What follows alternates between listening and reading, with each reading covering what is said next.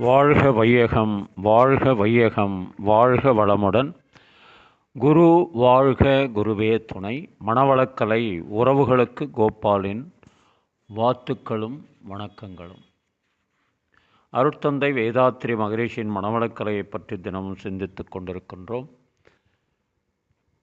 சுவாமிஜி அவர்கள் எழுதிய வாழ்க்கை மலர்கள் என்ற நூலில் இருந்து பிப்ரவரி மாதம் 24ஆம் தேதி வேண்டல் வளம் என்ற தலைப்பில் சிந்திக்கவிருக்கிறோம்.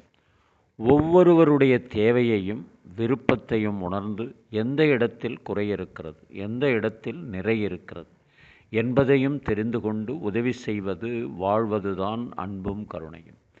இதை தமிழில் வேண்டல் வளம் என்று சொல்வார்கள். வளம் என்றால் நம்மிடத்தில் இயற்கையாக உள்ள இருப்பு என்பதாகும். வேண்டல் என்றால் அவ்வப்போது ஏற்படக்கூடிய தேவை என்ன என்பதாகும். இதே போன்று பிறரின் வேண்டல் வளம் தெரிந்து கொள்ள வேண்டும். அந்த வளத்தை பயன்படுத்தவும் வேண்டலை பூர்த்தி செய்யவும் உதவ வேண்டும் என்பதுதான் வேண்டல் வளம் தெரிந்து விளைவறிந்து வாழ்தல் என்பதாகும். இப்பொழுது அந்த வார்த்தை வழக்கில் வண்டவாளம் என்றாகிவிட்டது.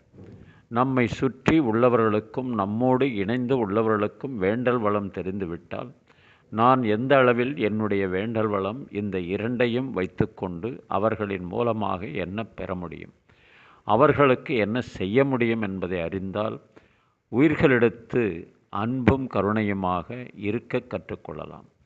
இந்த முறையில் ஒவ்வொருவரும் அன்பையும் கருணையும் எழுச்சி பெற செய்து அதன் வழியே வாழ முற்படும் பொழுது எல்லா உயிர்களோடும் ஓர் இனிமை ஏற்படும் அல்லவா? அந்த இனிமைதான் வாழ்வில் முழுமை தரும், அறிவை உயர்த்தி வைக்கும். அருட்தந்தை அவர்கள் இந்த அன்பு எல்லோரிடமும் இருக்க வேண்டும். அன்பிற்கும் உண்டோ அடைக்கும் தாழ் என்று சொல்வார்கள். அந்த அடிப்படையில் ஒரு பாடல் நினைவுக்கு வருகிறது. அன்பிலார் எல்லாம் தமக்குரியர், அன்புடையார் என்றும் உரியற் பிறர்க்கு, தெய்வத்தாலாகாதெனினும் முயற்சி தன்மை வருத்த கூலி தரும். ஒன்றே குலமென்று பாடுவோம், ஒருவனே தேவனென்று போற்றுவோம்.